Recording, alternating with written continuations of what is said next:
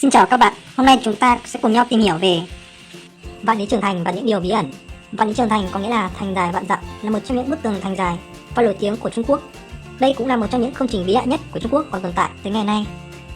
Vạn lý trường thành được UNESCO công nhận là di sản văn hóa thế giới năm 1987. Vạn lý trường thành dài 21.196 km, là thành trì kéo dài hàng ngàn cây số từ đông sang tây. Xây dựng lên vạn lý trường thành là một quá trình khổ cực của các tù binh nô lệ, kèm theo đó là những bí mật ít người biết đến. Được xây dựng từ thời Chiến Quốc vào năm 221 trước công nguyên bởi nhà Trần.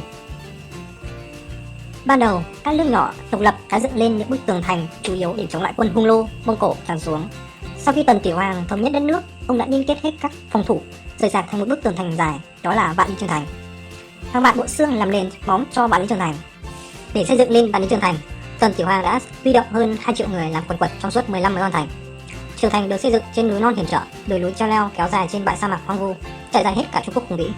Nó được xây dựng lên để bảo vệ Trung Hoa khỏi các cuộc tấn công của Hung Nô, Mông Cổ và những bộ tộc du mục khác. Những người tham gia xây dựng Vạn lý trường thành đều là những nô lệ, nông dân nghèo, những tù binh phải tự chết, những nho sĩ không chịu tuân lệnh đốt sách. Dưới sự giám sát của những giám công độc tài, họ phải làm việc từ sáng tinh mơ tới khi mặt trời lặn, kể cả khi nắng nóng, lạnh buốt hay những ngày giông bão.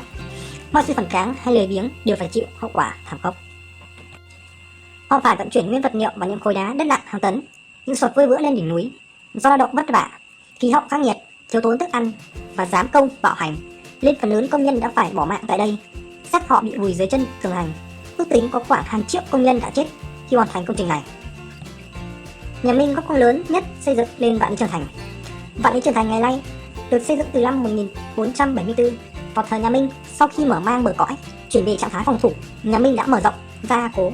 Vạn lý trường thành ước tính có khoảng 25.000 tháp canh được xây dựng dọc theo bức tường.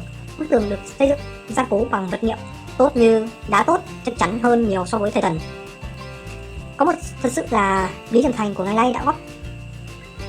Có một sự thật là Vạn lý trường thành của ngày nay là sự góp công lớn nhất của nhà Minh. Tuy tường thành được xây dựng với quy mô lớn nhưng số người chết khi xây dựng Vạn lý trường thành thời nhà Minh lại không được sử sách ghi chép lại. Vạn lý trường thành có phải là bất khả xâm phạm? Cho tới giờ, Vạn lý trường thành trở thành nhân chứng của thời gian, không chịu khuất phục dưới thời tiết khắc nghiệt cũng như sự bào mòn của mẹ thiên nhiên. Tuy nhiên, Vạn lý trường thành tưởng chừng là bất khả xâm phạm lại bị thao túng bởi các thế lực từ phương Bắc. Điển hình năm 1555 tại Wuhan, đội quân Kiện chống Mông Cổ đã âm thầm tấn công vào tường thành ban đêm bằng cách sử dụng các móc để trèo vào tường mà lính canh không hề hay biết.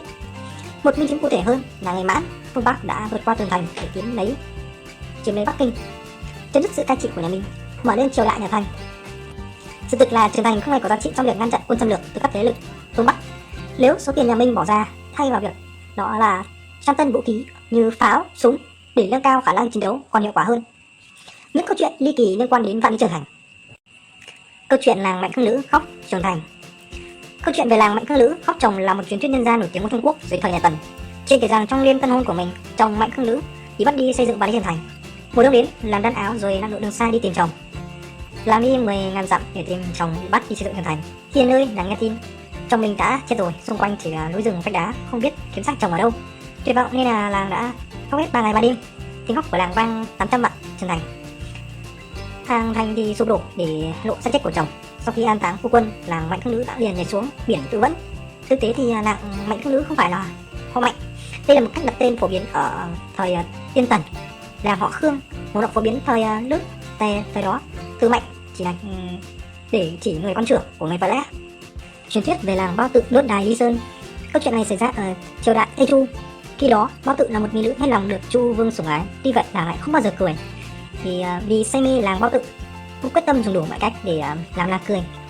Khi được Quách Thiên Thạch khuyên Chu Vương đốt lửa cho chư hầu đến, Chu Vương liền cho người đốt lửa trên các tháp dầu. Các chư hầu cơ ngữ là giặc, liền hốt hoảng đem quân đến ứng cứu. Khi đến kinh thánh phát hiện Chu Vương chỉ đốt lửa cho vui, các chư hầu mực cuốn cờ ra về. Bao Tự ở diên thành liền bật cười to tiếng. Chu Vương thấy vậy nên một thời gian đốt lửa cho các chư hầu. Về sau giặc tới đánh kinh thành thật, Chu Vương vội vàng đốt lửa triệu hồi các chư hầu tới ứng cứu. Sau một vài lần bị lừa, các chư hầu đùa nên không tới nữa. Cuối cùng nhà Chu bị sụp đổ, quân nổi loạn đánh vào trong hoàng cung. Bao Tự thắt cổ tự tử. Cảm ơn các bạn đã xem video. Xin chào và hẹn gặp lại.